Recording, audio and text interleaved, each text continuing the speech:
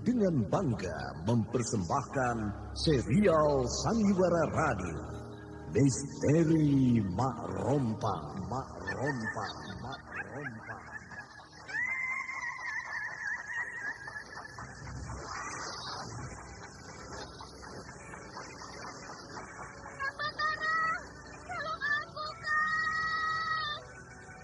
Cepat kemari, Wulan.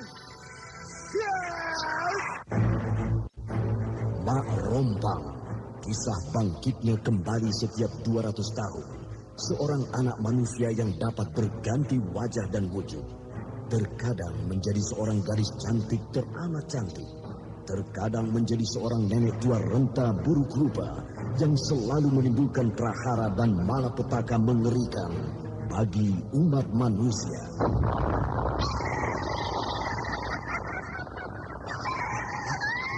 Bahaya, kita dalam bahaya. Sudah, cepat tinggalkan tempat ini. Tunggu Kang Wira, aku mau menutup warung dulu. Jangan pikirkan warungmu, pikirkan nyawamu. Menjauh, Tuk Tunggal bilang menjauh. Takut itu berhala panas. Tuk Tunggal ada di mana, Wira? Tuk Tunggal berada di dalam kampus. Menyingkir semua, menyingkir keluar dari desa.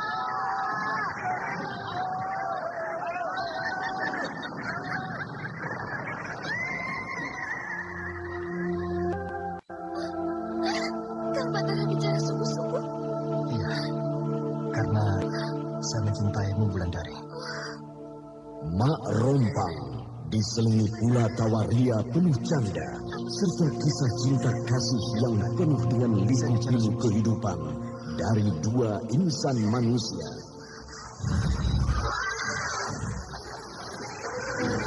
Awas di belakangmu, Wulandari!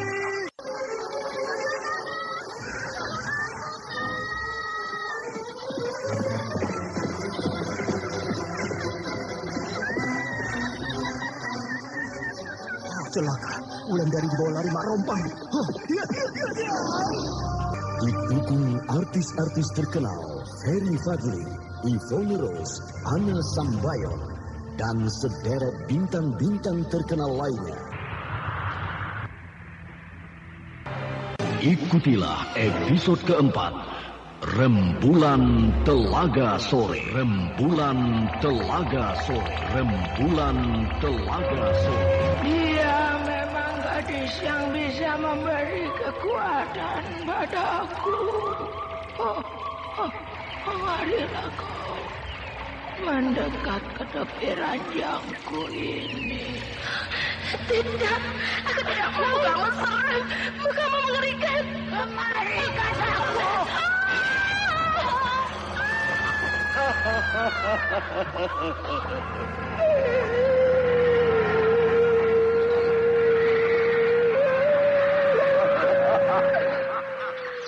Naskah karya Asmadi Syafar. Seri yang pertama ini didukung oleh Yvonne Rose sebagai Wulandari, Eli Burhan sebagai Nyi Sepi, Naryo sebagai Kisabrang, Idris Apandi sebagai Kirekso, Lili Nur Indasari sebagai Gandini, Ferry Fadli sebagai Batara, Herman sebagai Tembong, dan pembawa cerita Neni Sumardi.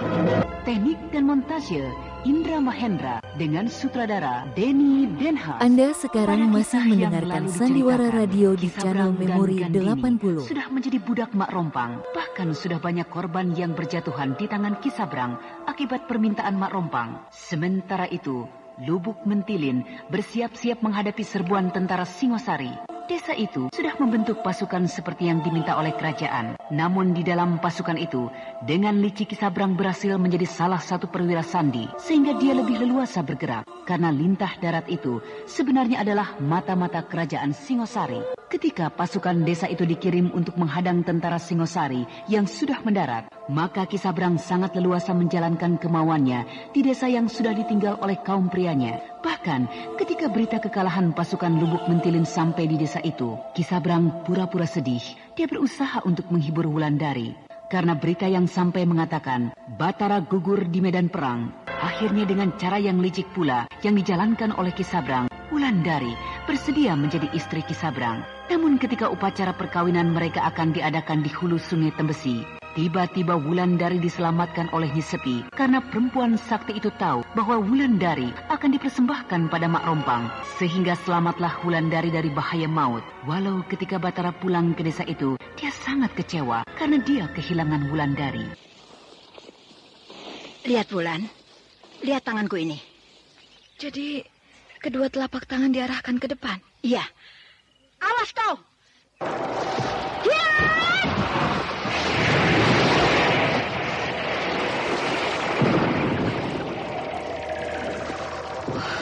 Hebat sekali.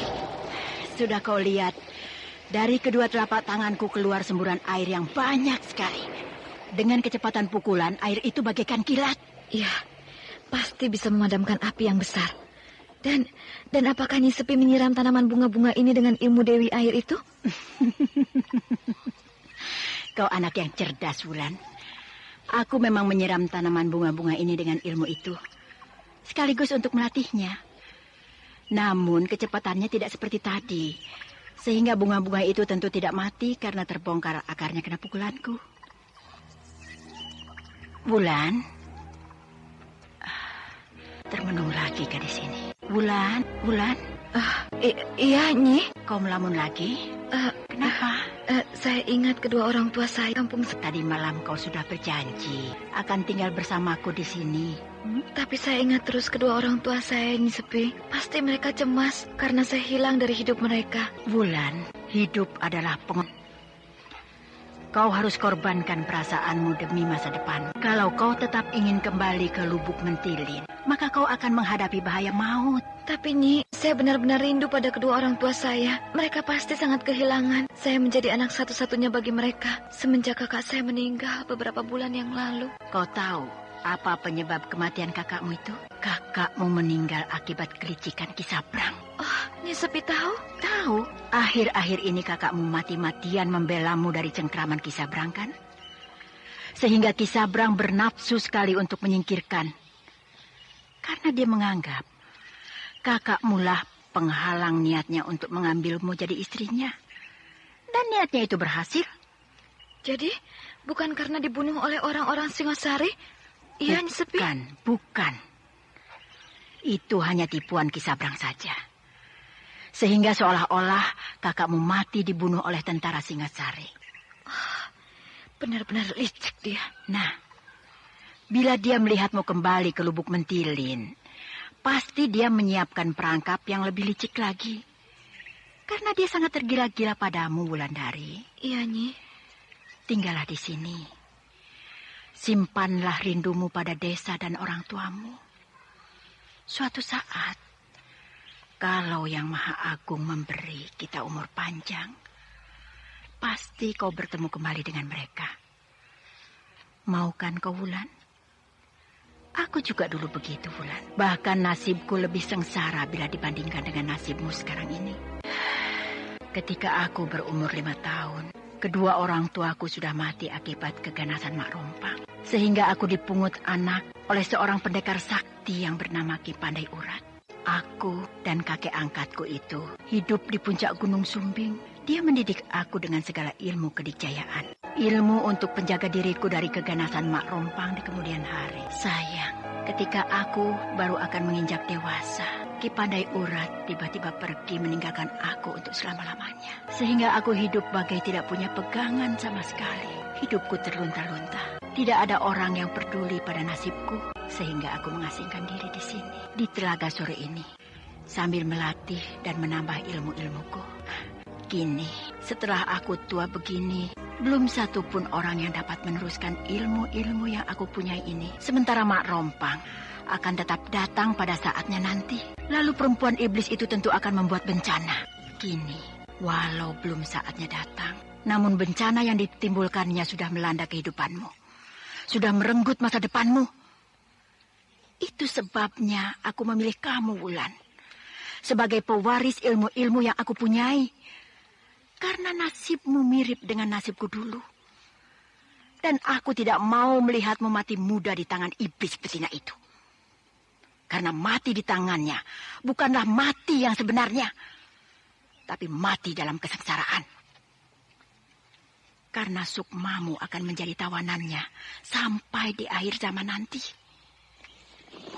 Mau kan kau jadi penerus dan pewaris ilmu-ilmuku kelak, Wulandari?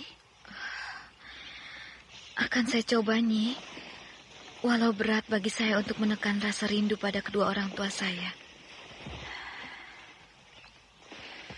Segala sesuatu memang berat untuk memulainya. Tetapi apabila sudah kita jalani, maka semua itu akan terasa mudah. Iya, Nyi. Siapa yang datang malam-malam begini? Entah, Ki. Aku belum bisa melihat dengan jelas siapa yang datang. Dia menambatkan kudanya di tempat kita biasa menambatkan kuda. Tidak boleh satu orang pun tahu tempatku yang baru ini. Coba lihat, Ciwat. Kalau yang datang itu orang-orang yang tidak kita sukai, habisi saja mereka. Baik, Ki. Siapa itu? Aku. Oh, kau Mucak? Mana Ki Sabrang? Itu. Kau yang datang itu, Mucak? Ya, Ki. Kemarilah. Berita apa yang kau bawa dari Batanghari, Mucak? Berita penting, Ki Sabrang. Apa itu? Pasukan Singasari mencoba untuk memukul mundur pasukan Dharmasraya. Tapi persiapan pangan pasukan Singasari sudah menipis. Kalau begitu, rebut persediaan makanan tentara Dharmasraya. Ki Sabrang, tentara Dharmasraya ternyata bukanlah pasukan yang mudah untuk ditundukkan. Sehingga tidak gampang untuk bisa merebut persediaan makanan mereka. Minta pada penduduk di sekitar sana. Cara itu sudah ditempuh, Ki Sabrang. Tapi Ki Sonokeling minta supaya Ki Sabrang juga menyumbang. Menyumbang? Ki Sonokeling minta Ki Sabrang menyumbang padi untuk persediaan makanan pasukan Singasari di sana. Untuk persediaan makanan pasukan Singasari? Wah, tentu banyak sekali itu, Mucak. Memang banyak, Ki Sabrang. Tapi terserah Ki Sabrang, berapa Ki Sabrang kuat menyumbang untuk Singasari. Baik, demi persahabatanku Anda sekarang masih mendengarkan Sandiwara Radio di channel Memori 80. 1 karung khusus untuk Ki Sonokeling saja. Pesan Ki Sonokeling tidak begitu, Ki Sabrang. Ki Sonokeling minta dikirimkan padi paling tidak 10 pedati. Jangan kurang dari itu. Mana bisa aku menyumbang padi 10 pedati, Mucak? Bukankah Ki Sabrang sudah membeli sawah di Muara Siau? Siapa yang bilang begitu? Ki Sabrang tidak usah menutupi. Ki Sonokeling sudah tahu tentang hal itu. Sial, aku tidak pernah bilang pada siapapun. Juga pada kedua kecoa ini. Tapi tiba-tiba saja mereka tahu. Betul begitu kan, Ki Sabrang? Iya. Tapi sawah itu kan belum menghasilkan. Ditanami benih pun belum. Ki Sabrang bisa pinjam dulu kepada orang lain. Nanti kalau sawah Ki Sabrang sudah panen, ganti dengan hasil panen itu. Wah. Panen masih lama, Mucak. Saya tidak tahu persoalan itu, Ki Sabrang. Tugas saya hanya menyampaikan pesan Ki Sonokeling. Wah. Aku bisa rugi besar kalau begini. Aduh, tapi apa boleh buat. Hidupku kini tergantung pada orang-orang Singasari. Gandini. Ya, Ki Lurah. Bagaimana keadaan sepanjang jalan dari sini ke Batanghari? Aman, Ki Lurah. Betul-betul aman? Betul, Ki Lurah. Saya jamin. Baik. Aku percaya. Karena tugasmu memang mengintai kedudukan pasukan musuh. Tapi kenapa Ki Lurah menanyakan itu? 2 hari lagi aku akan mengirim perbekalan makanan ke Batanghari. Aku akan mengirim padi sebanyak 25 pedati untuk mendukung perbekalan pasukan Dharmasraya yang sedang bertempur di sana. Pedati-pedati itu akan melewati jalan itu. Bahkan Ki Sabrang juga akan menambah padi sebanyak 5 pedati. Bukan begitu, Ki Sabrang? Iya, betul, Ki Lurah. Yang penting jalan yang akan dilalui pedati-pedati itu harus aman. Tidak akan ada perampokan atau penghadangan oleh pasukan Singasari. Aman, pasti aman. Saya yang jamin. Tapi rasanya induk pasukan tidak ada yang meminta perbekalan makanan, Ki Lurah. Persediaan makanan berlimpah, cukup untuk perbekalan selama 2 purnama. Saya sudah mendapat perintah dari Yang Mulia Maharaja Berhala supaya perbekalan makanan untuk pasukan yang bertempur ditambah. Nah, penambahan perbekalan makanan itu dibebankan kepada kita, Gandini. Oh, kalau Yang Mulia Maharaja yang memintanya, tentu harus kita kirim. Jadi 2 hari lagi akan kita berangkatkan pedati-pedati itu ke Sabrang? Iya, betul Ki Lurah. Dan sebaiknya diberangkatkan pada malam hari, supaya tidak menimbulkan kecurigaan pada musuh. Saranmu bagus sekali Ki Sabrang. Karena aku yakin pihak musuh pasti sudah menyelusup ke dalam desa kita ini. Wah, tidak akan mungkin mereka menyusup kemari Ki Lurah.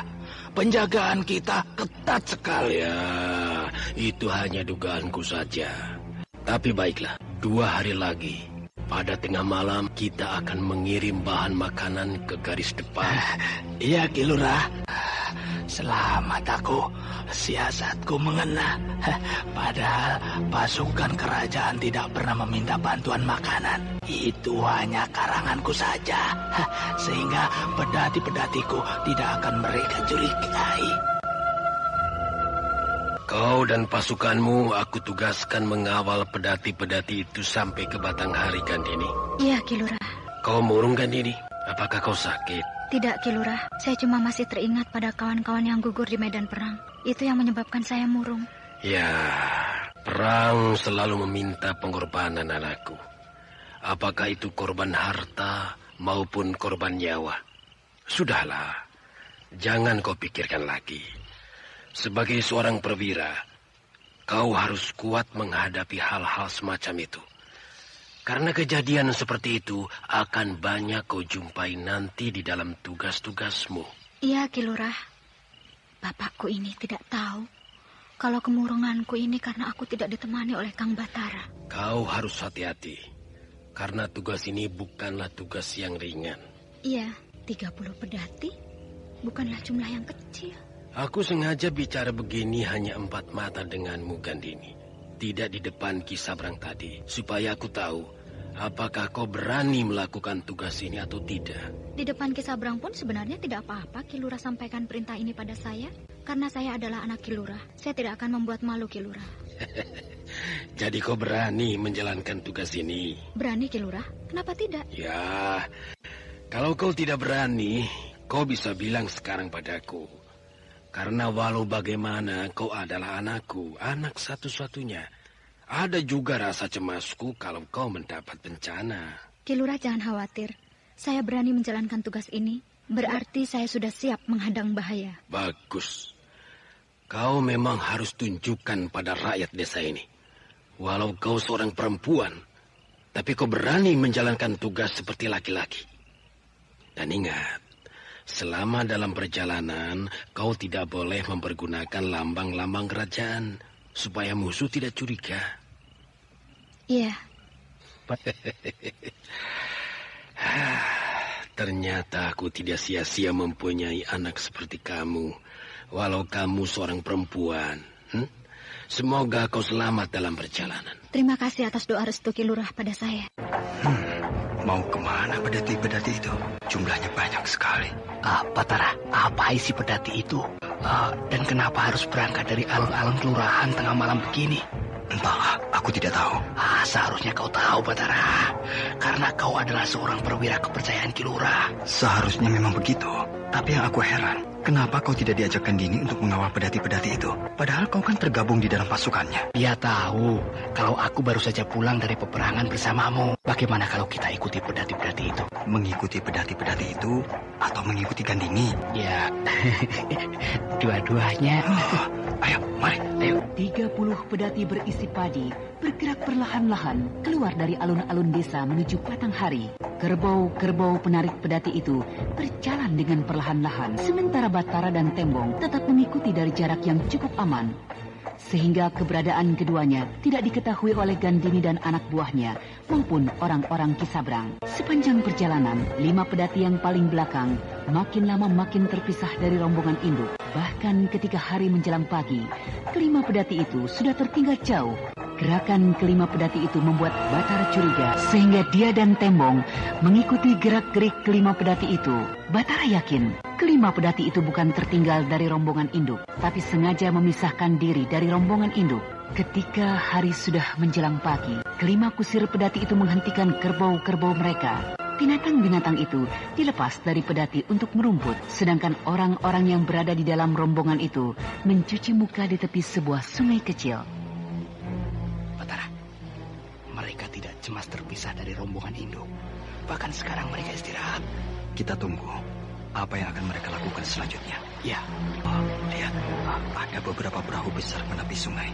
Apa yang akan mereka lakukan? Kita tunggu saja. Tapi yang pasti, orang-orang di atas perahu itu adalah kawan-kawan mereka. Nah, kau kenal laki-laki yang berdiri di ujung perahu itu? Aku melihatnya samar-samar. Laki-laki itu bernama Muncak, orang suruhan Kisabrang. Di tepi sebuah telaga yang sepi dan damai, tampak Wulandari sedang belajar ilmu kadikjayaan pada Nyesepi. Walau Wulandari masih teringat akan kampung halamannya, masih ingat pada kedua orang tuanya. Mereka memindahkan padi-padi itu ke atas perahu. Rupanya orang-orang Kisabrang menipu majikannya. Pasti padi-padi itu mereka jual. Mereka mengerjakan itu bukan menipu majikan, tapi atas suruhan Kisabrang. Tapi Kisabrang tidak ada di antara mereka, Batara. Kisabrang tidak akan ada di antara mereka. Karena kalau terjadi apa-apa, maka Kisabrang akan cuci tangan. Kau yakin bahwa yang mereka lakukan sekarang adalah atas perintah Kisabrang? Mereka sudah selesai memuat seluruh isi pedati ke atas perahu-perahu itu. Ya, mereka sudah selesai.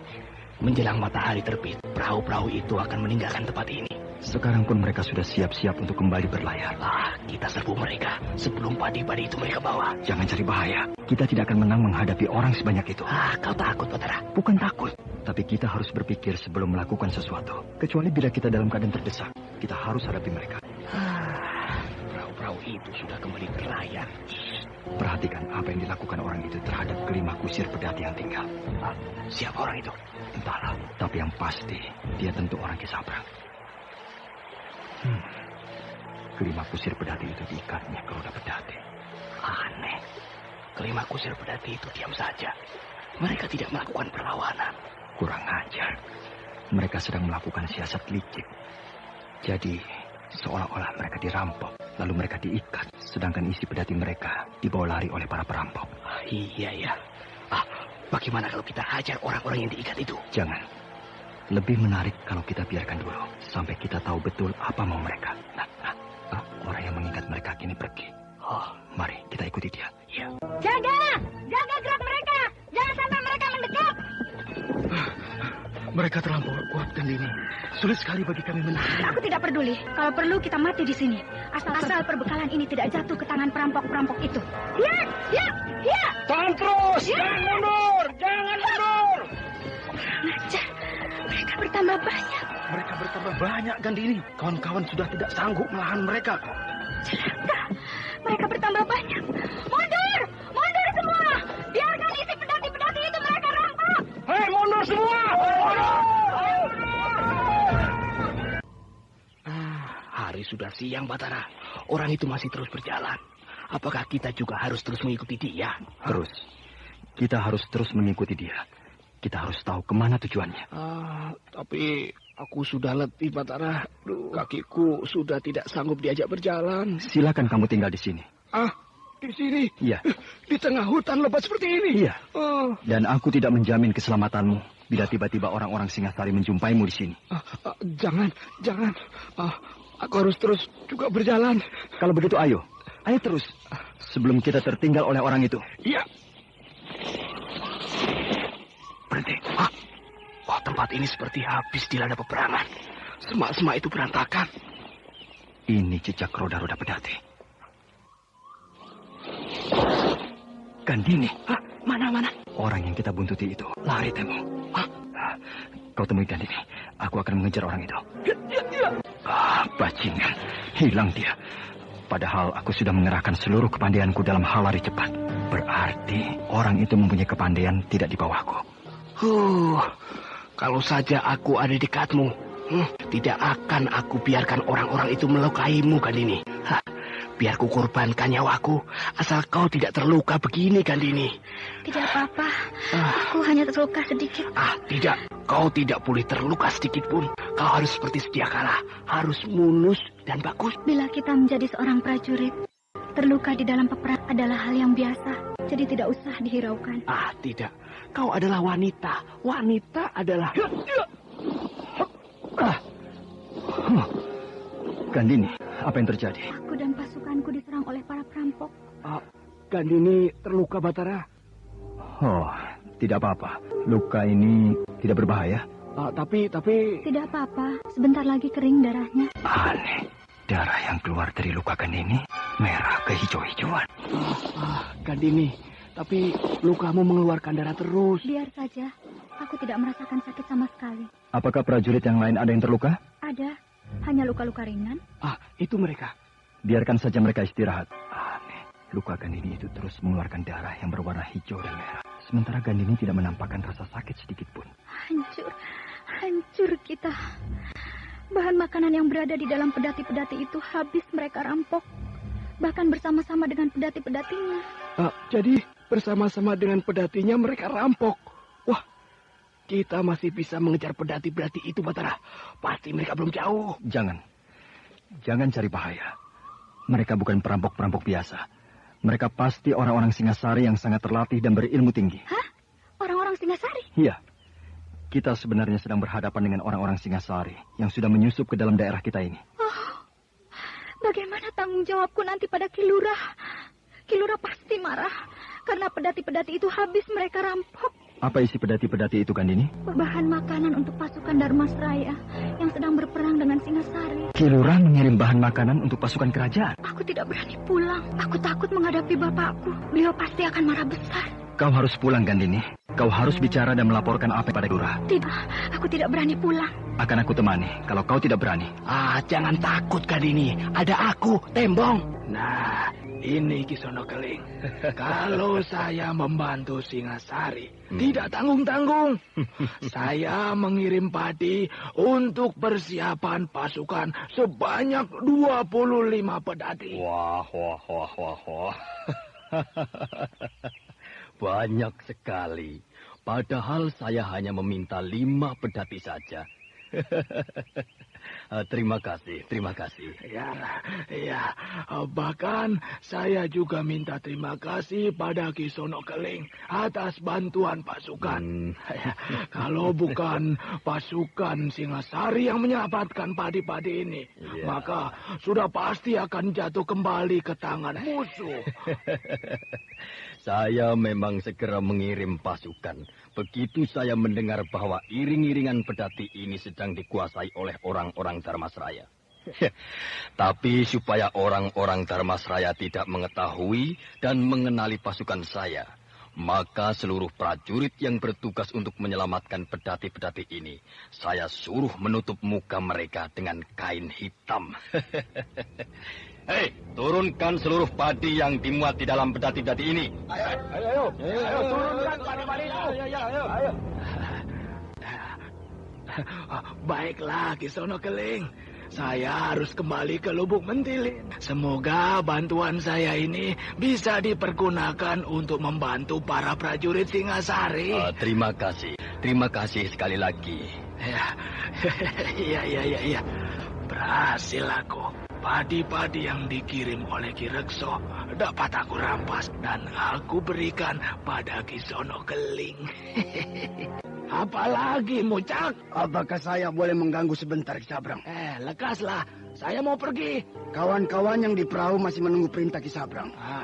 Kan aku sudah bilang, bawa kembali padi-padi itu ke rumah ini. Karena Kisono Keling sudah menerima padi sebanyak 25 pedati, tahu? Bagaimana kalau padi-padi itu kita berikan saja semuanya kepada Kisono Keling, supaya persediaan makanan pasukan bertambah banyak. 25 pedati sudah lebih dari cukup, Mucak. Jadi kembalikan padi yang 5 pedati itu padaku. Tapi bagaimana cara membawanya kemari, Ki Sabrang? Saya khawatir akan diketahui oleh orang-orang Dharmasraya. Bawa kemari. Lakukan perjalanan dalam malam hari. Baik, Ki. Apa lagi? Ada satu berita lagi yang akan saya sampaikan pada Ki Sabrang. Apa itu? Prajurit yang bertugas untuk memberikan berita pada Gandini telah diikuti sepanjang hari oleh Batara. Batara? Iya, Ki. Kurang ajar. Bagaimana bisa laki-laki busuk itu mengetahui pengiriman padi ini, Tidak tahu, Ki. Bahkan Batara sudah mengikuti rombongan pedati itu sejak dari alun-alun kelurahan.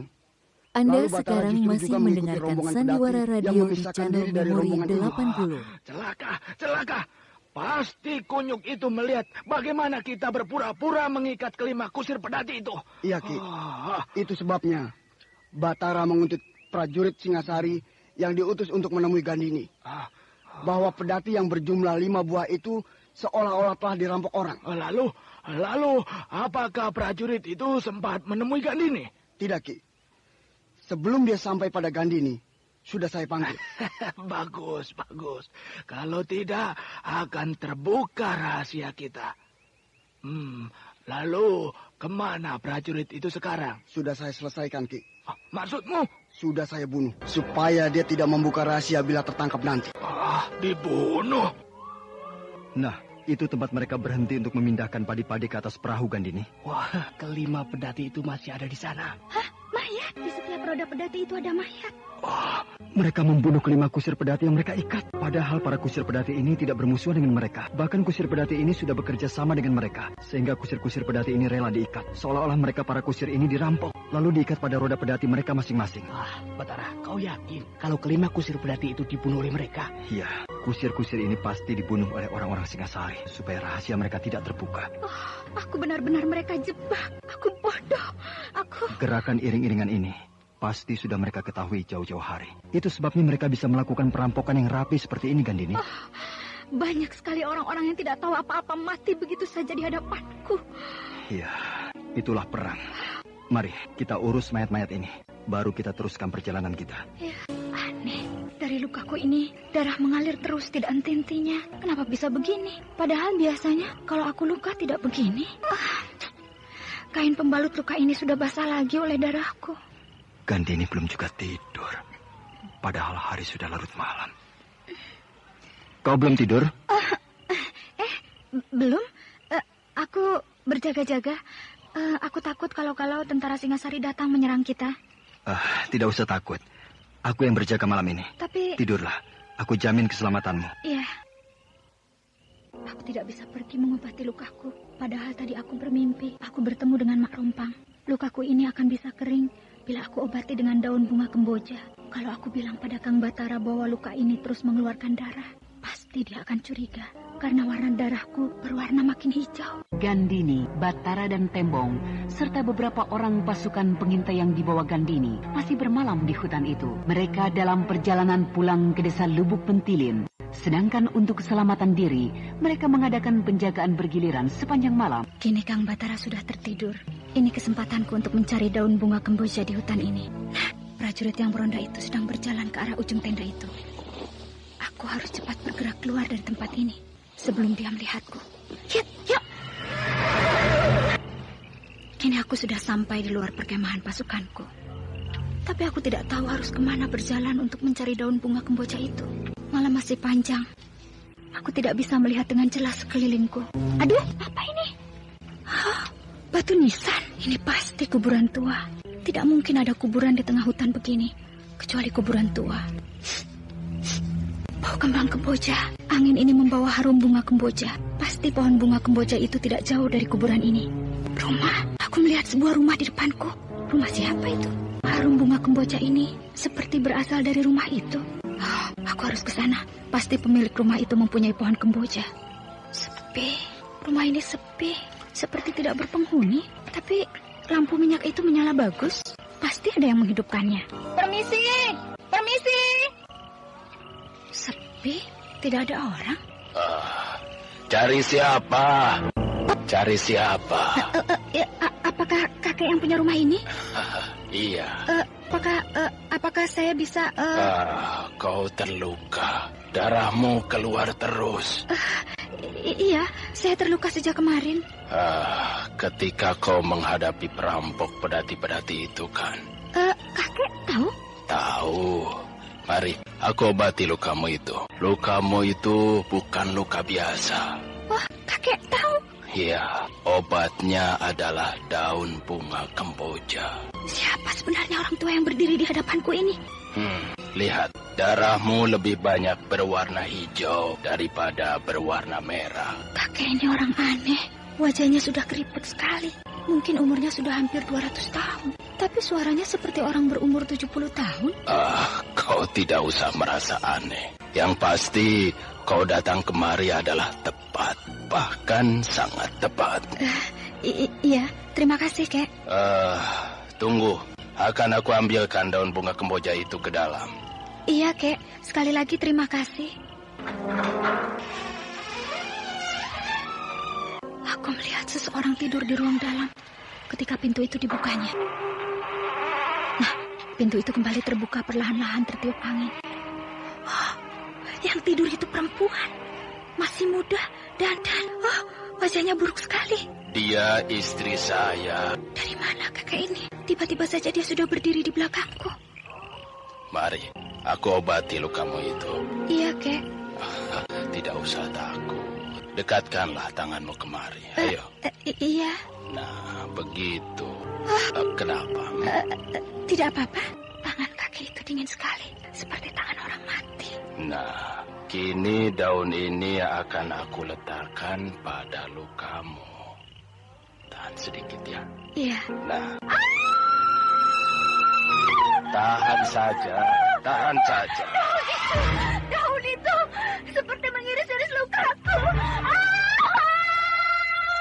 Nah, lihatlah sekarang. Lukaku tiba-tiba saja hilang. Tidak ada bekasnya sama sekali. Nah, kini akan aku buang daun kemboja yang masih lengket di bekas lukamu itu. Biar aku yang buang. Daun ini bersatu dengan kulitku. Duh, bagaimana ini? Daun ini tidak mau lepas. Kau tidak tahu cara melepaskannya. Iya, tolong, Mari, Kek. aku Ya. lepaskan. Tolong, Kek. Ya, nah, tahan sedikit. Aku akan menarik daun ini dari kulitmu. Iya.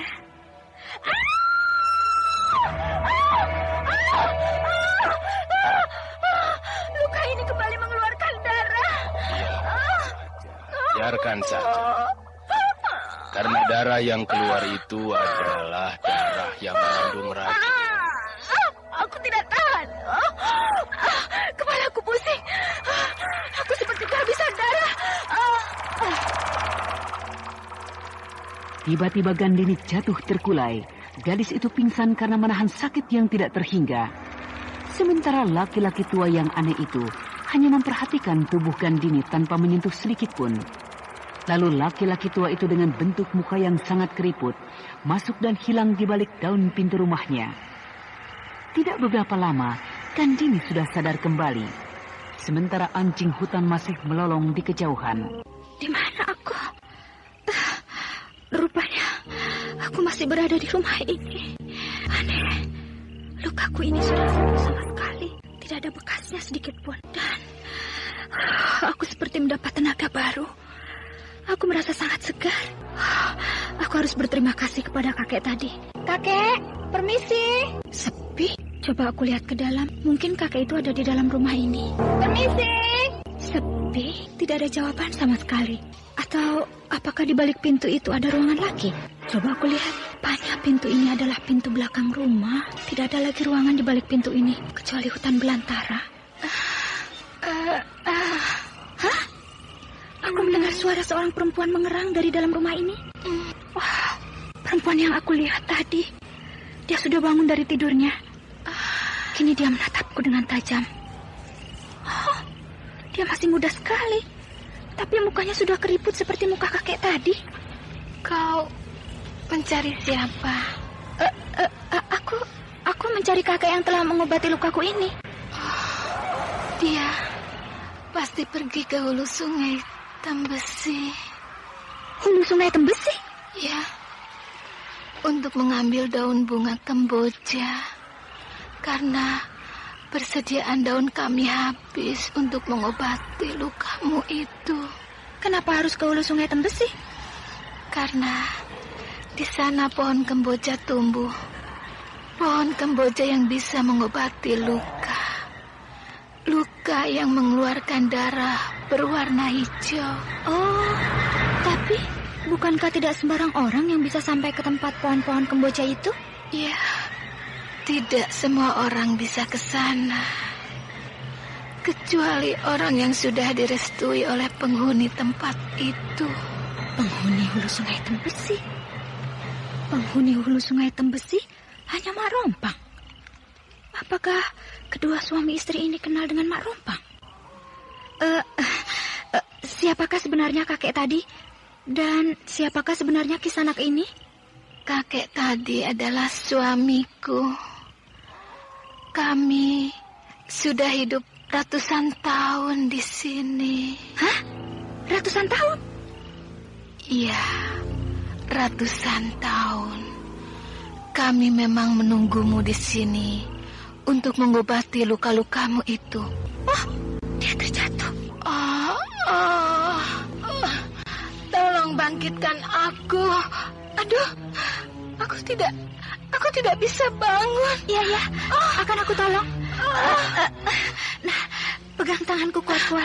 Aku akan mengangkat Kisanak ke tempat tidur. Kenapa jadi begini? Tubuh perempuan ini menjadi kaku. Tidak bergerak-gerak lagi. Oh, apakah dia mati?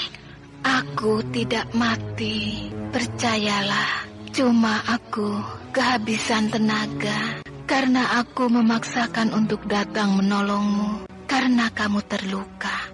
Lukamu bisa membawa maut. Kau terkena senjata beracun. Oh, terima kasih. Aduh, aku kehabisan tenaga. Tunggu. Akan aku panggilkan suamimu. Tidak usah. Kau harus aku tolong. Karena kalian berdua telah menyelamatkan nyawaku. Mulutnya berbusa. Aku harus cepat-cepat mencari suaminya. Kakek! Istrimu pingsan! Kakek! Kita harus bisa menemukan Gandini, Tembong. Kalau tidak, kita tidak akan kembali ke Lubuk Mentilin. Kita akan dihukum Ki Lurah karena tidak bisa menolong anaknya. Ya, kalau Gandini hilang, lalu aku bagaimana? Siapa lagi yang bisa aku cintai, Batara? Sudah, jangan cengeng begitu. Kalau aku tidak bisa lagi bertemu dengan Gandini, lebih baik aku... Jangan bicara terus. Hutan ini angker. Aku tidak peduli lagi. Apakah hutan ini angker atau tidak? Apa itu, Batara? Mungkin suara orang halus penghuni hutan ini. Kau jangan main-main, Batara. Aku tidak main-main. Kau takut? Iya, takut. Tadi kau bilang kau tidak peduli. Kau tidak takut. Sekarang aku takut. Lihat, Tembong. Ada kabut datang perlahan-lahan menutupi hutan ini. Dari mana datangnya kabut ini, Batara? Sehingga cahaya matahari terhalang. Batara! Tenang. Jangan memegang tanganku seperti ini. Ada suara perempuan tertawa. Aku juga mendengarnya. Mari kita lari. Lalu bagaimana dengan Gandini? Mungkin Gandini tidak kemari, Batara. Kita tidak bisa keluar dari sini. Kabut ini menghalangi jalan kita. Lalu kapan kita bisa pergi dari sini? Setelah kabut ini hilang. Kalau kabut ini tidak hilang bagaimana? Kabut ini pasti hilang. Makhluk penghuni hutan ini hanya sedang menguji kita. Kalau kita lulus ujian ini, kita akan bisa berjalan lebih jauh masuk ke dalam hutan ini. Aku tidak perlu lulus ujian ini. Yang penting bagiku, bagaimana supaya kita bisa keluar dari hutan ini.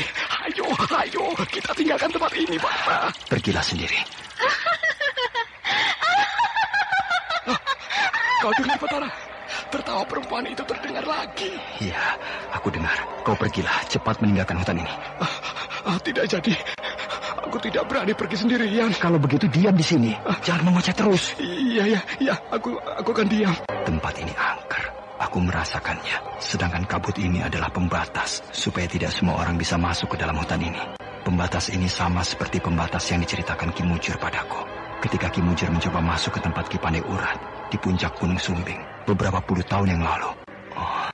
Ki Mujur sudah mengajarkan padaku bagaimana cara membuka pembatas ini. Aku harus bisa membuka pembatas ini supaya aku dan Tembong tidak celaka. Semoga aku berhasil.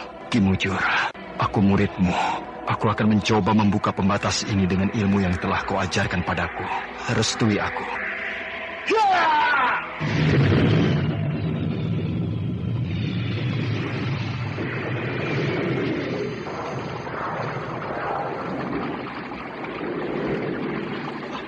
Batara, suara apa itu? Kau sedang apa? Apakah kau sedang merapalkan ilmumu? Ya!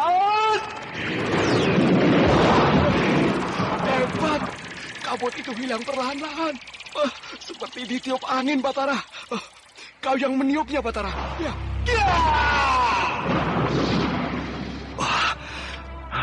Berhasil aku. Jadi kau yang meniup kabut itu, Batara. Wah, hebat kau. Ayo, kita jalan. Jalan? Jalan kemana? Mencari Gandini. Ayo jalan. Atau kau takut? Tidak. Mari tidak. kita jalan. Ya. Kalau kau mau mencari Gandini. Ya, tapi. Ada apa lagi? Itu, lihat. Apa itu? Tembong dan Batara tertegun melihat suasana hutan yang telah jelas tampak kembali setelah kabut yang menyelimuti hutan itu hilang dihantam ilmu Batara. Batara, lihat itu. Apa itu, Batara? Kabut itu hilang tersedot oleh batu-batu itu. Kita kembali saja. Kita jalan terus. Pasti ada makhluk halus di sana, Batara. Dan makhluk itu yang telah membuat kabut tadi. Kita jalan terus. Gandini harus kita temukan. Tapi... Kalau kau takut, kembalilah ke perkemahan pasukan. Aduh, kita kembali sama-sama. Terserah kamu. Apakah kamu mau jalan terus atau tidak? Iya. Aku jalan terus. Ayo kemari. Kalau tidak, aku tinggalkan kamu di sini. Iya. Aduh, kenapa aku ikut tadi? Kemana kita? Ke sana. Ke tempat kabut tadi hilang. Ayo. Iya. Kau lihat batu-batu ini, Tembong. Batu-batu nisan. Rupanya tempat ini adalah pemakaman yang tidak pernah dipakai lagi. Sehingga jadi hutan seperti ini. Kita kembali. Tidak mungkin Gandini ada di sini, Batara. Tunggu dulu. Tunggu apa lagi, Batara? Aku ingin membaca nama orang-orang yang diukir di batu nisan ini. Buat apa? Tidak ada gunanya, Batara. Siapa tahu ada nenek moyangku tertulis di antara batu-batu nisan ini. Buat apa lagi? Nenek moyangmu tidak akan hidup kembali. Walau kau baca nama-nama mereka 100 kali di batu nisan itu.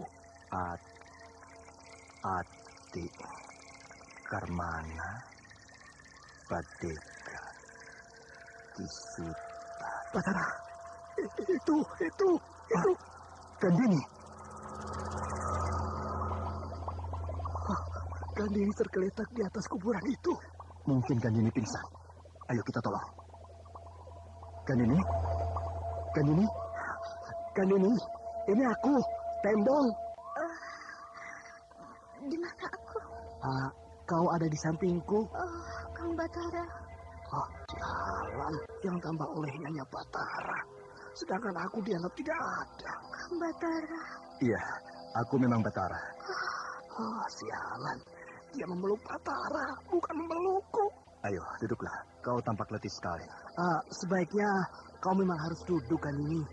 Jangan bergantung pada leher Batara. Iya, duduklah di sebelah sini. Karena kau tertidur di atas kuburan. Kau Tembong, apakah kau sejak tadi berdiri di situ? Iya, sejak tadi. Sialan. Sejak tadi aku berdiri di sini, baru sekarang dia lihat. Rupanya kau sejak tadi malam tertidur di sini? Aku tidak tidur di atas kuburan, tapi aku tidur di dalam sebuah rumah. Mana rumah itu? Mana kakek pemilik rumah itu? Mana istrinya? Kau mengigau, Gandini. Tidak ada rumah di sekitar tempat ini. Tidak ada orang di sekitar tempat ini. Yang ada hanya puluhan kuburan. Aku tidak mengigau. Tadi malam ada rumah di sini. Nah ini, di bawah pohon kenari ini rumah itu berdiri. Tapi kenapa sekarang jadi kuburan ya? Mari kita kembali ke kemah pasukan. Sudah hampir setengah hari aku dan Batara mencarimu. Tunggu dulu. Aduh, apalagi Batara? Tempat ini angker. Kuburan-kuburan ini angker. Kita harus cepat pergi dari sini. Aku ingin tahu kuburan siapa yang ditiduri Gandini ini. Kisukra. Wah, Kisukra ini sudah meninggal 60 tahun yang lalu. Ayo cepat. Buat apa nama Kisukra itu bagi kita? Siapa tahu kakekmu dulu bernama Kisukra, Tembong. Kakekku tidak ada yang bernama Kisukra. Yang jelas kuburan ini angker-angker. Ayo Gandini, kita kembali ke kemah. Kasihan Tembong, sejak tadi dia ketakutan terus. Iya. Hari akan hujan. Hari akan hujan. Aku merasakan lain. Hujan yang akan turun sebentar lagi bukanlah hujan biasa, tapi hujan buatan. Agar aku bertiga tidak bisa meninggalkan tempat ini. Ayo Batara, tunggu apa lagi? Kita harus segera meninggalkan tempat ini. Kita tidak akan bisa pergi dari sini. Sekeliling kita sudah gelap gulita, Tembong. Aduh, ini karena hari akan hujan, Batara. Awan tebal menutupi hutan ini. Kini coba kau lihat pohon kenari tadi. Apakah masih tampak? Iya, pohon kenari itu sudah tidak tampak. Sekeliling kita berubah menjadi gelap. Hutan ini berubah menjadi gelap. Padahal hari masih tengah hari. Kita harus cari tempat berteduh. Hah? Kemana harus berteduh, Batara? Yang ada di sekeliling kita cuma kuburan. Kalian lihat tadi? Hah? Ada apa kan ini? Aku melihat rumah kakek itu ketika cahaya kilat menerangi hutan ini. Nah itu. Ya. Ya, ada rumah. Ayo kita ke sana berteduh. Hei, jangan ke sana. Ayo, Batara. Kita berteduh ke rumah itu. Aku sudah kedinginan berdiri di dalam hujan ini. Ayo, Kang Batara. Aku kenal dengan pemilik rumah itu. Apa mungkin ada rumah di sana? Anda sekarang masih mendengarkan Sandiwara Radio di channel Memori 80. Ikut mereka. Aku harus menjaga keselamatan mereka.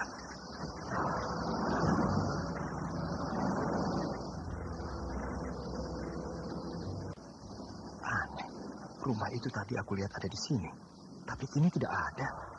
Apa aku salah lihat? Itu. Rumah itu berada agak jauh dari pekuburan ini. Aku salah lihat. Nah, betul. Itu dia. Cahaya kilat tadi menolong aku melihat letak rumah itu. Rumah itu memang terletak agak jauh dari pekuburan ini.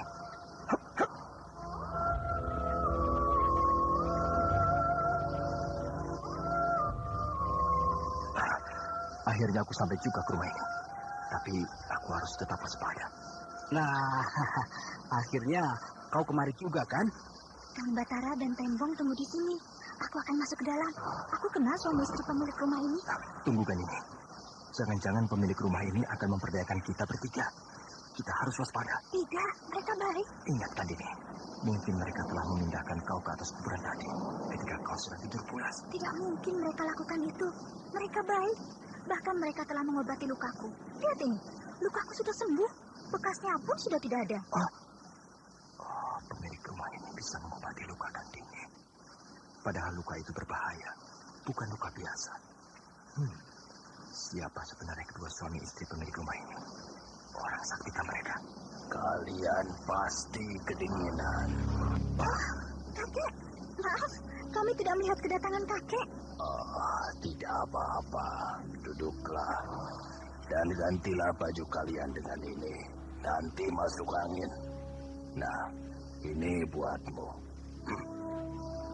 Baju siapa ini, kakek? Itu baju istriku. Pakailah. Pasti muat olehmu. Dan ini buatmu. Terima kasih. Itu milikku. Dan ini buatmu, anak muda yang gagah. Terima kasih, Kek. Biarlah saya tetap dengan pakaian saya ini. Pakaianmu basah kuyup. Gantilah dengan ini. Sekali lagi terima kasih. Saya sudah biasa memakai pakaian basah dan kering di badan. Sehingga saya tidak akan kedinginan. Kau hebat. Tidak mudah tergantung pada orang lain. Tapi kau akan rugi menolak kebaikanku ini. Maaf, kakek. Saya tidak bermaksud menyinggung perasaan kakek. Tapi saya sudah biasa memakai pakaian yang basah. Baiklah. Tapi lihatlah kedua kawanmu itu. Mereka sudah memakai pakaian yang aku berikan. Pakaian itu pas bagi mereka.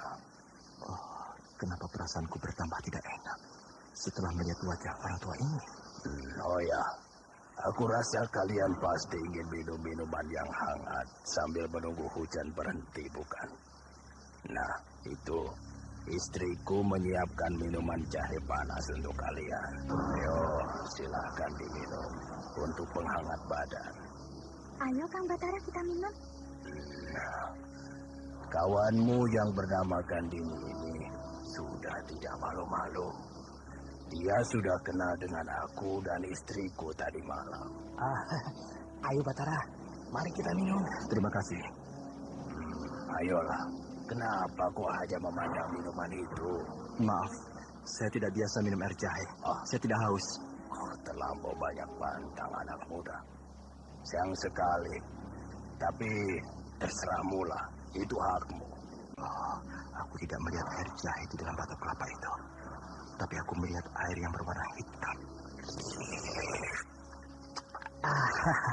Wah, terima kasih sekali, Kek. Kami sudah dilayani dengan segala keramahan. Aku memang suka menolong orang yang tersesat ke rumah ini. Oh, aku mencium bau kemenyan. Sebaiknya aku, Temong, dan Gendini harus cepat-cepat meninggalkan tempat ini. Oh, aku merasakan akan ada bahaya mengancam. Maaf, Kek. Kami harus melanjutkan perjalanan. Jadi kami mohon diri. Kenapa harus buru-buru? Bukankah hari masih hujan? Betul, Batara. Hari masih hujan. Dan lagi minum air cahaya hangat ini nikmat sekali. Kang Batara jangan khawatir. Kakek ini orang baik. Percayalah. Gandini dan Tembong tidak tahu kalau aku sudah melihat keganjilan pada diri orang tua ini. Mata orang tua ini tidak hidup, tidak bercahaya. Persis seperti mata orang mati. Sedangkan tubuhnya berbau busuk, bau bangkai. Mata orang tua ini tidak hidup, tidak bercahaya. Persis seperti mata orang mati. Sedangkan tubuhnya berbau busuk, bau bangkai. Sayang kedua kawanku tidak menyadarinya bahwa mereka sedang berhadapan dengan orang yang aneh, bahkan mungkin berbahaya. Kalau boleh saya bertanya, Kek, ya sambil menunggu hujan reda. Oh, boleh. Kek, sudah berapa lama kakek tinggal di sini? Sudah 60 tahun lebih. Kakek tinggal bersama istri kakek tadi di sini? Iya, aku bersama istriku tinggal di sini.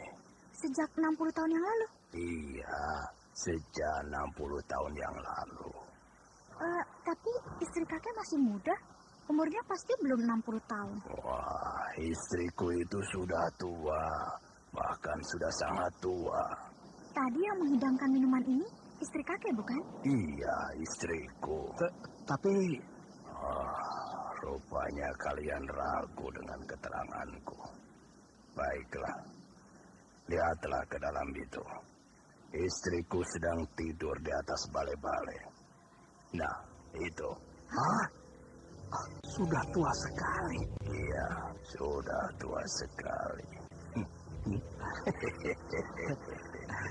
Iya. Jadi yang mengantarkan minuman cair tadi siapa? Nama kakek siapa? Apakah kalian perlu tahu namaku? Perlu, Kek. Mungkin saya nanti bisa bercerita pada kawan-kawan di desa bahwa di sini ada sepasang suami istri yang bernama... Namaku Kisukra.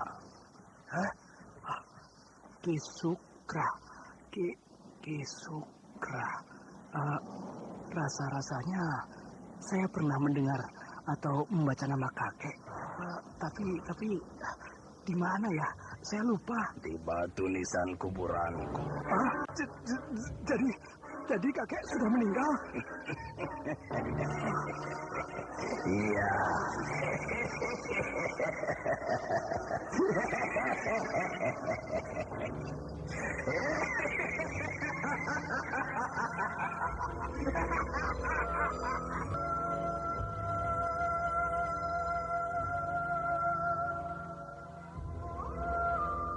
Hah?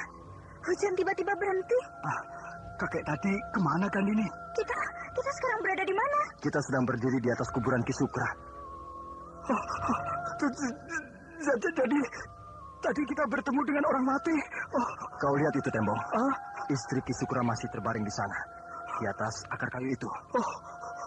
Wajah dan kulitnya sudah keriput sekali. Awas kan ini, jangan mendekat. Tubuh itu mengeluarkan asap. Tubuh itu hilang ditelan asap yang tebal. Mari kita pergi. Kita sudah dipermainkan oleh penghuni hutan ini. Aku sudah memakai pakaian orang mati. Hei, Tembong, jangan kau buka semua pakaian itu. Bisa-bisa kau tidak pakai pakaian nanti. Ini kan pakaian yang diberikannya padaku tadi. Nah, Wulan, ketika Mak Rompang itu masih muda, calon suaminya bernama Sukra. Apakah mereka jadi menikah, Nyi Sepi? Tidak, mereka tidak jadi menikah. Karena Sukra tergoda oleh wanita lain. Sehingga Mak Rompang menjadi murung. Bahkan dia bertambah murung ketika calon suaminya itu lari dengan wanita yang sudah menggoda laki-laki itu. Sampai sekarang, orang tidak tahu lagi di mana kuburan si Sukra itu. Dia hilang bagai ditelan bumi. Itu sebabnya kau jangan terlampau lekas percaya pada laki-laki. Karena hampir semua laki-laki itu penipu. Iya, Nyi Sepi. Wulandari masih berbincang-bincang dengan gurunya Nyi Sepi. Mereka berbincang-bincang sambil duduk di tepi telaga sore. Gadis itu tampak bertambah cantik, sedangkan rambutnya yang hitam terurai panjang hampir menyentuh air telaga. Batara, Gandini, dan Tembong masih berada di tempat pemakaman yang telah menghutan. Bahkan ketika tiba-tiba hari menjadi hujan, mereka terjebak dalam kekuatan aneh yang ditimbulkan datang dari sebuah makam. Makam itu menyerupai sebuah rumah. Rumah milik seorang kakek yang bernama Sukra. Padahal beberapa waktu yang lalu mereka membaca di sebuah batu nisan bahwa nama laki-laki itu terukir di sana. Namun kekuatan aneh itu tidak berlangsung lama. Ketika kakek itu menyebutkan siapa dirinya, hujan tiba-tiba saja berhenti. Batara, Gandini, dan Tembong tidak tahu kalau kakek yang bernama Sukra itu adalah calon suami Mak Rompang beberapa ratus tahun yang lalu. Nah, kau berhati-hatilah bahwa tidak semua laki-laki bisa dipercaya. Jangan sampai dalam perjalanan hidupmu nanti kau menemukan laki-laki seperti calon suami Mak Rompang. Iya, Nyi. Apakah tidak ada orang yang tahu di mana kuburan laki-laki itu? Tidak ada yang tahu. Tapi kata orang, laki-laki itu berumur panjang. Mungkin umurnya sekitar 200-an tahun juga, sama seperti Mak Rompang. Apakah laki-laki itu berbahaya, Nyi? Tidak, bila dia tidak diperbudak oleh Mak Rompang. Apakah dia pernah diperbudak oleh Mak Rompang? Aku belum pernah tahu, Wulan. Tapi Mak Rompang bisa berbuat apa saja. Apalagi laki-laki itu adalah laki-laki yang pernah sangat dibencinya karena mengkhianati cintanya. Sehingga kalau saja laki-laki itu bertemu, maka pasti akan diperbudak lalu dibunuh oleh Mak Rompang. Tapi semoga saja tidak. Siapa tahu laki-laki itu sudah meninggal, sehingga Mak Rompang tidak punya kesempatan untuk memperbudak dan membunuhnya. Aku kan sudah bilang, Wulan, Mak Rompang itu bisa berbuat apa saja. Tidak ada halangan untuk perempuan siluman itu membalas dendam pada orang mati atau orang yang masih hidup. Seperti apa sebenarnya kekuatan perempuan siluman itu? Sampai-sampai orang yang sudah mati pun bisa dipergunakan untuk kejahatannya. Sudahlah. Daripada membicarakan Mak Rompang, lebih baik kita melatih diri. Siapa tahu kita harus berhadapan lagi dengan iblis itu nanti. Iya, Nyi. Hari sudah akan malam, Batara. Kita harus tinggalkan tempat ini. Tenda-tenda harus kita gulung sekarang juga. Kita tidak bisa berjalan di dalam kegelapan malam, Tembong. Karena para prajurit Gandini banyak yang terluka. Kita harus rawat mereka. Kita harus memberikan istirahat kepada mereka. Lalu, bagaimana kalau arwah kakek Sukra itu datang malam nanti? Aku lebih takut berhadapan dengan ratusan prajurit Singasari daripada menghadapi arwah kakek Sukra. Aduh, lalu bagaimana aku? Bagaimana kalau arwah kakek Sukra datang meminta baju yang diberikannya padaku itu? Baju itu masih ada padamu? Sudah aku buang. Nah, kalau arwah itu datang meminta bajunya, bilang saja bahwa baju itu sudah kau buang. Tapi... kau selalu membuat repot aku, Tembong. Kalau kau ingin pulang sekarang juga, pulanglah. Aku tidak melarangmu, tapi jangan kau paksa seluruh pasukan harus berangkat sekarang juga. Ya, terserahmu lah. Hari sudah mulai gelap. Suasana di sekitar hutan ini bertambah aneh dan mengerikan. Akan aku carikan Dini.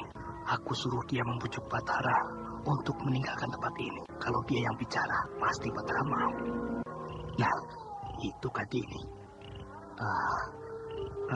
Kenapa aku jadi gugup? Apakah karena aku mencintainya sehingga aku jadi gugup? Aku harus bicara pada Kandini. Aku harus pujuk dia agar seluruh pasukan meninggalkan tempat ini.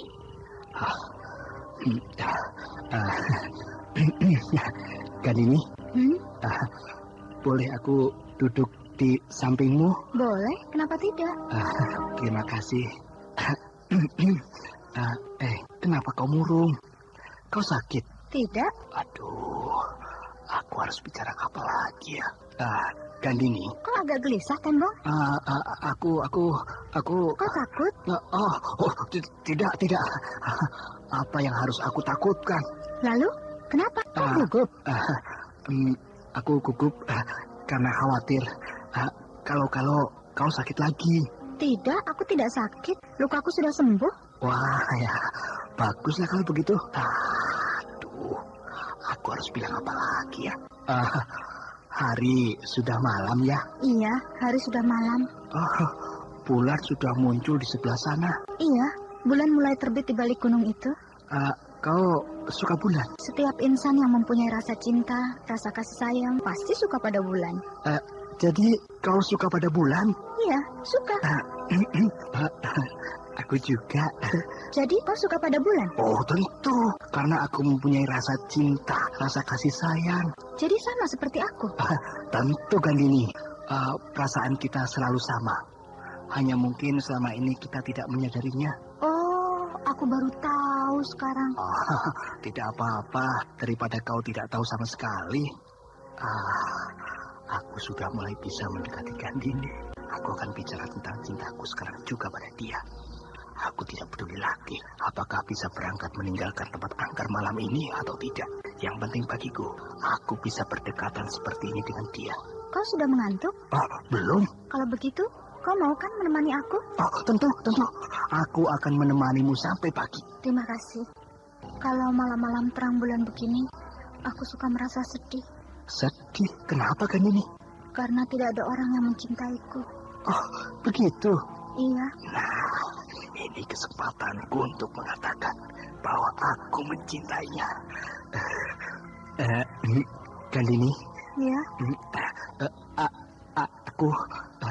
Aku mencintaimu. Akhirnya berani juga aku menyampaikan rasa cintaku pada Gandini. Kenapa dia diam saja? Gandini? Iya. Kau menangis? Aku menangis karena aku bahagia. Aku tidak menyangka kalau kau mencintaiku. Selama ini aku salah duga. Selama ini aku selalu mengejar-ngejar Kang Batara. Sedangkan Kang Batara tidak pernah mencintaiku. Tapi kau selalu aku acuhkan. Padahal kaulah yang mencintai diriku. Jadi kau mencintai diriku? Kenapa kau diam? Entahlah. Iya. Kata orang, bila seorang wanita diam, itu pertanda dia setuju. Aku kini yang bahagia Gandini. Karena selama ini perasaan cinta itu aku pendam saja. Kini sudah bisa aku sampaikan. Sudah bisa aku tumpahkan. Maukah kau memberikan sesuatu padaku sebagai tanda cintamu Gandini? Apa yang harus aku berikan? Aku tidak punya apa-apa. Ya, apa saja. Daun pun jadi. Yang penting, aku mempunyai sebuah benda sebagai tanda cintamu padaku. Kalau kau akan memberikan apa padaku? Wah, aku juga tidak punya apa-apa. Tapi, ini sajalah, keris ini. Nah, terimalah. Terima kasih. Dan aku akan memberikan kalung ini padamu. Nah, terimalah. Oh, terima kasih Gandini. Lihat di balik kalung itu, ada tulisan di sana. Apa yang tertulis di balik kalung ini? Bacalah sendiri. Gandini. Oh, namamu yang terukir di sini. Iya, namaku. Kalung ini akan aku simpan sampai akhir hayatku Gandini. Kalung ini adalah dirimu, pengganti dirimu bila kita berjauhan. Sekarang kita harus berpisah. Berpisah? Kenapa Gandini? Karena hari sudah hampir pagi. Sudah hampir pagi? Lihat, bulan itu sudah condong ke sana. Oh, iya ya. Tidak terasa. Sudah satu malam kita duduk berdampingan. Tapi kenapa kita harus berpisah Gandini? Bukankah kita satu rombongan? Iya, tapi kita kembali ke tempat pasukan beristirahat masing-masing. Tidak bersama-sama. Kau jalan ke sana, sedangkan aku jalan kemari. Kenapa harus begitu? Karena aku tidak mau hubungan kita diketahui oleh siapapun juga. Apalagi oleh Kang Batara. Ya, baiklah. Tapi kalau kau jalan ke sana, berarti kau mengambil jalan memutar. Iya, kau yang akan sampai lebih dulu ke kemah daripada aku. Ya, baiklah. Kau jalanlah lebih dulu. Tolong aku. Kakiku kesemutan. Aku susah sekali berdiri. Aku akan menarik tanganmu. Terima kasih. Kenapa tanganmu dingin sekali? Apakah kau sakit? Tidak. Tanganmu dingin bagai air pegunungan. Jangan pikirkan. Pergilah. Suaramu berubah kan Dini? Dia terus berjalan tanpa mempedulikan aku. Cepat betul jalannya. Bahkan kini dia hilang di dalam keremangan cahaya bulan. Wah, hebat. Ilmunya hebat. Aku kalah dalam hal ilmu kadikjayaan. Hari sudah mulai pagi. Aku akan diam-diam masuk ke dalam kemah agar Batara tidak curiga.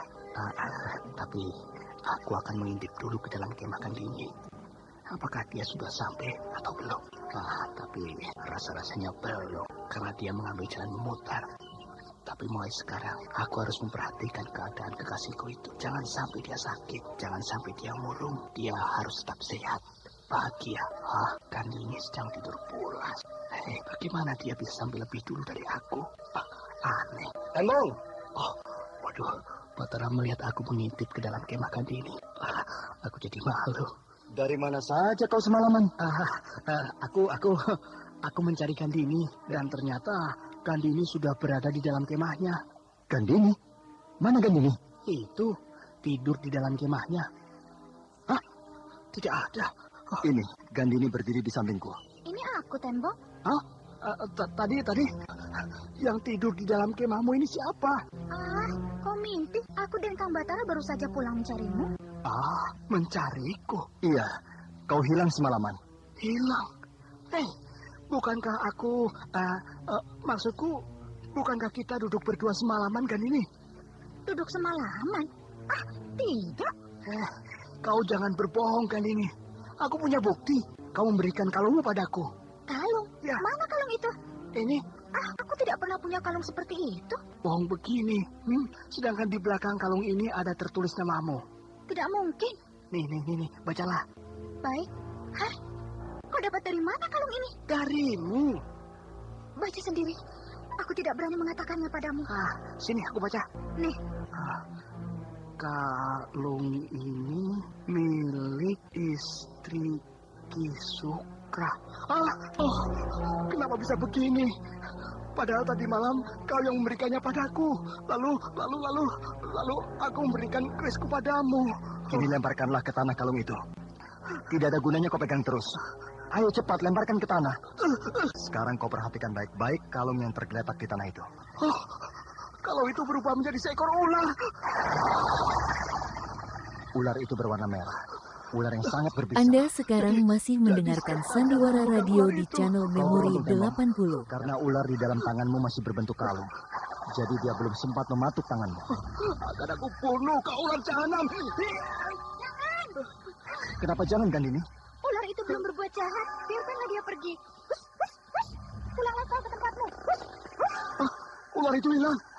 Ular siluman. Jadi yang duduk di sampingku tadi malam itu siapa ya? Apakah betul istri Ki Sukra yang menjelma menjadi Gandini? Berarti cintaku terhadap Gandini masih seperti dulu. Masih belum dapat aku katakan padanya. Mari kita cari kerismu. Pasti ada di tempat kau duduk tadi malam. Tidak usahlah. Biar saja hilang. Keris bagi seorang laki-laki sama seperti nyawanya sendiri. Kehilangan keris berarti kehilangan nyawa. Apalagi dalam keadaan perang seperti ini. Ayo. Ya. Di mana kau duduk denganku semalam, Tembong? Aku benar-benar duduk bersamamu, Gandini. Aku tidak main-main. Aku juga tidak main-main bertanya padamu, Tembong. Itu. Di situ. Aku duduk tadi malam. Itu di situ. Apa itu? Tembong, Batara dan Gandini terpaku ketika melihat seekor ular merah berada di bekas tempat duduk Tembong tadi malam, sehingga mereka berlaku waspada. Namun di balik itu, Batara dan Tembong tidak tahu kalau Gandini mengawasi kejadian itu dengan sungguh-sungguh, bahkan siap membela bila Batara dan Tembong mengambil tindakan untuk membunuh ular itu. Hati-hati Tembong, ular merah itu sedang bersiap untuk menyerang kita. Ular itu persis melingkar di bekas tempat dudukku tadi malam. Itu Batara. Itu kerisku di sebelah sana. Keris itu persis ada di tempat aku berpisah dengan siluman yang menyerupai Gandini. Hei, jangan ke sana. Kenapa, Batara? Keris itu kan jauh letaknya dari ular merah itu. Awas, Tembong. Ular itu menyerangmu. Hiat! Kemari cepat. Ayo. Ya. Terima kasih, Batara. Kalau tidak kau tubruk aku, maka aku pasti digigit ular merah itu. Cepat menyingkir. Iya. Itu ular siluman, bukan ular biasa. Perhatikan, dia mendekati kerismu. Oh, ular itu membeli kerisku. Kini ular merah itu mulai membuka mulutnya. Nah, dia menelan kerismu, Tembong. Oh, bukan main. Ular itu menelan kerisku. Dia telan keris itu seperti menelan seekor tikus. Oh, sekarang kesempatan kita untuk membunuh ular itu. Jangan bunuh dia. Kenapa kau halangi aku? Dia memakan kerisku.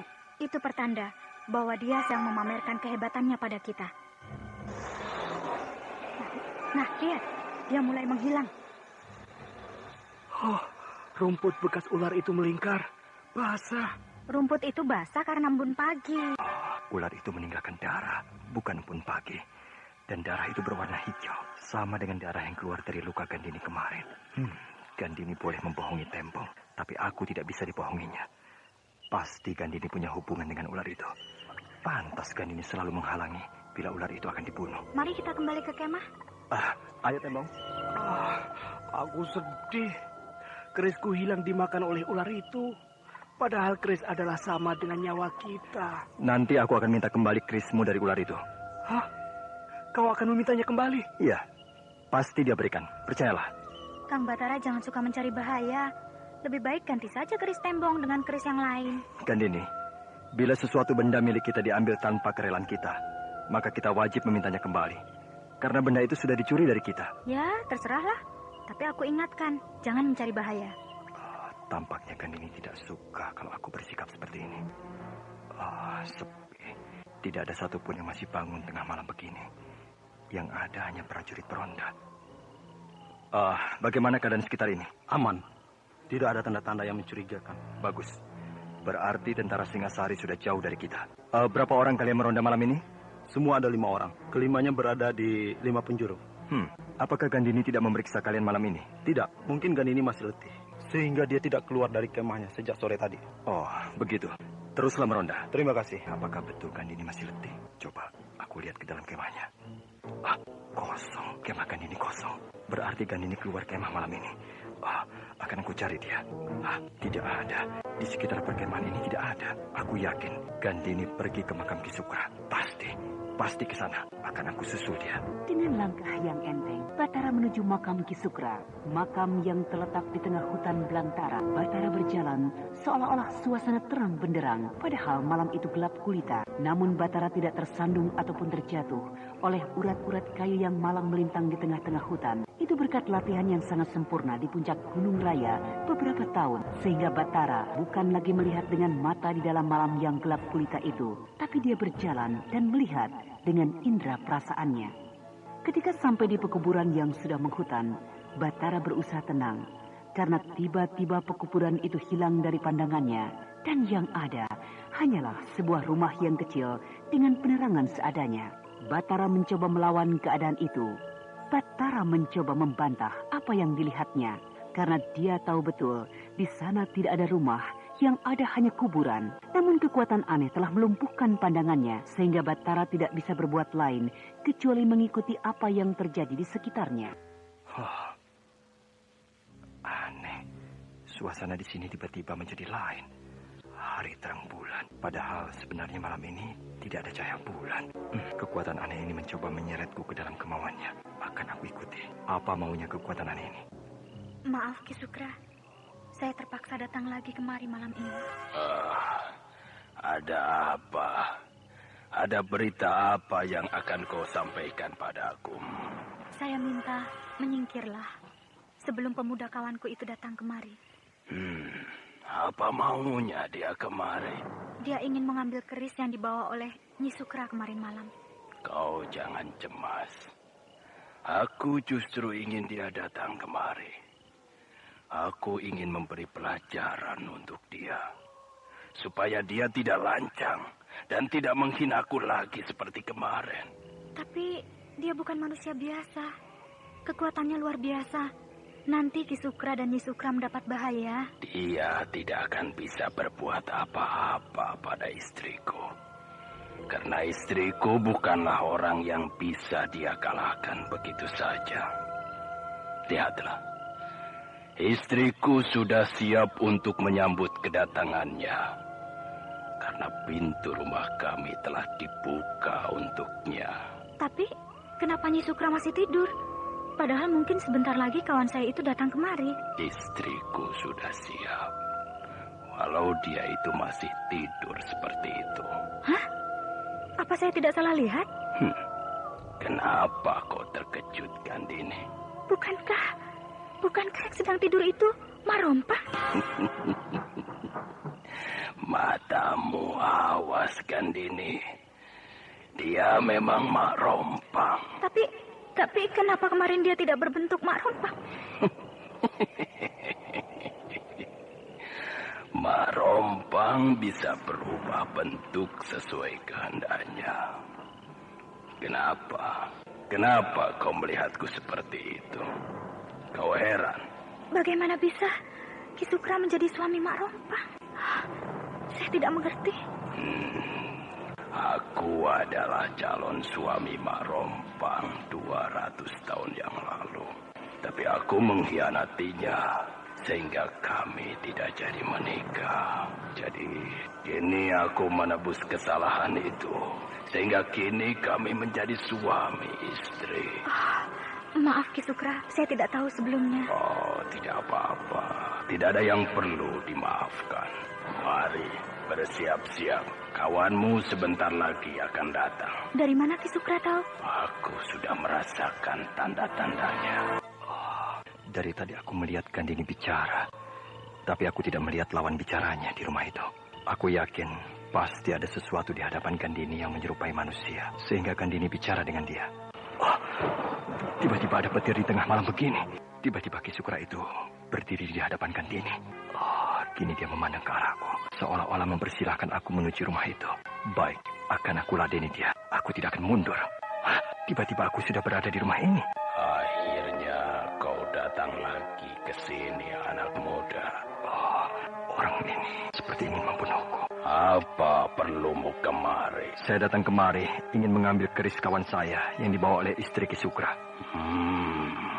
Tajam juga pandanganmu. Nah, ambillah. Keris itu ada pada istriku di dalam. Terima kasih. Ada keris di samping perempuan yang tidur itu. Pasti itu keris milik Tempo. Aku harus hati-hati. Mungkin sebelum aku menyentuh keris itu, aku harus waspada. Siapa tahu aku dijebak. Ambillah. Tidak usah ragu. Kami tidak bermaksud jahat padamu.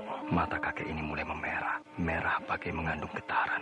Sehingga perasaanku seperti dihimpitnya. Ambillah. Kalau tujuanmu datang kemari mau mengambil keris itu. Iya, akan saya ambil. Di mana aku? Mana rumah Ki Sukra tadi? Mana Gandini? Aku terjebak. Aku jatuh ke dalam lubang besar yang dalam. Tapi aku tidak bisa melihat jelas. Di sekelilingku banyak kabut. Kabut yang tebal. Batara, ini keris itu. Ambillah. Batara, ambillah keris itu. Aku melihat samar-samar sosok dua manusia berdiri di mukaku. Yang seorang pasti Ki Sukra, sedangkan yang seorang lagi wanita muda. Tapi mukanya sudah rusak. Ini, ambillah keris ini. Mak Rompang. Pasti wanita muda ini Mak Rompang. Kenapa kau tidak mau mengambilnya dari tanganku? Apakah kau takut? Kau Mak Rompang. Dan aku tidak takut padamu. Mendekatlah kau. Buat apa? Buat apa aku mendekatimu? Aku adalah keturunan orang-orang Sendangkarang. Aku ingin membalaskan sakit hati seluruh penduduk desa Sendangkarang terhadapmu. Aku tidak ada urusan dengan orang-orang Sendangkarang. Aku hanya menyuruhmu mengambil keris ini.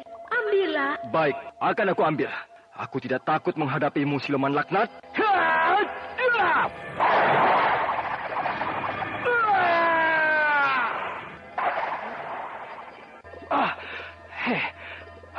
Kenapa kau jebak aku?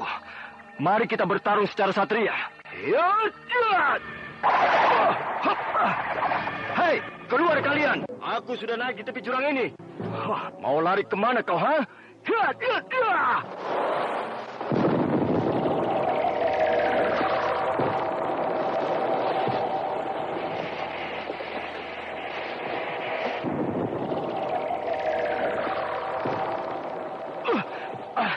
Mau lari kemana kau? Hah? Mana istrimu Kisukra? Mana dia? Hah? Mana istrimu? Mana keris kawanku? Ya!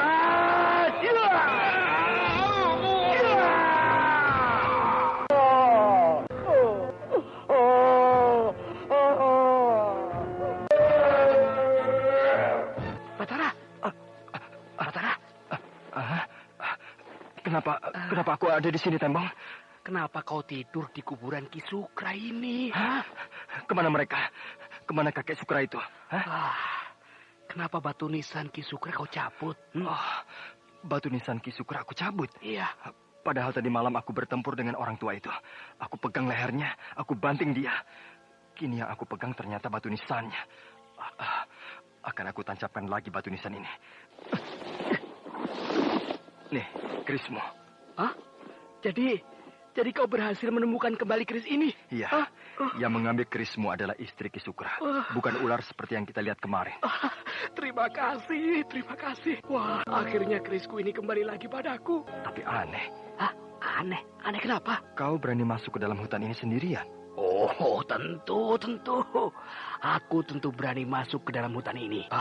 Batara, lihat itu. Gandini sejak tadi berdiri di sana memperhatikanmu. Oh, jadi kau datang bersama dengan Gandini? Pantas kau berani. Kalau aku duduk sendiri begini, semua terbayang di pelupuk mataku. Aku teringat bagaimana aku dan Kang Batara berjanji di puncak Bukit Perinduan. Andai saja Kang Batara masih hidup, aku tidak akan mungkin berada di sini, di padepokan Telaga sore ini. Sudahlah, nasibku rupanya harus begini. Andai ada gantinya pun, aku tidak akan pernah lagi bisa mencintai orang lain selain Kang Batara. Wulandari masih duduk di tepi telaga sore. Jari-jarinya yang lentik mempermainkan air permukaan telaga. Sedangkan ikan-ikan kecil menggigit ujung jari gadis yang cantik itu. Seolah-olah satwa air itu sudah akrab dengan Wulandari. Nah, saudara pendengar, bagaimanakah kelanjutan kisah ini? Untuk mengetahui jawabannya, ikutilah lanjutan cerita ini pada seri berikutnya. Demikianlah tadi serial Sandiwara Radio Misteri Mak Rompang episode keempat Rembulan Telaga Sore dipersembahkan oleh Denhas Adia Swara bekerja sama dengan PT Sinar Effendi Murni, produsen tablet obat kuat Aladina, obat terlambat bulan Menpas Kapsul, tablet obat kuat dan pegal linu Duta Rema, dan jamu godok Cap Gorilla. Terima kasih atas perhatian Anda. Sampai jumpa.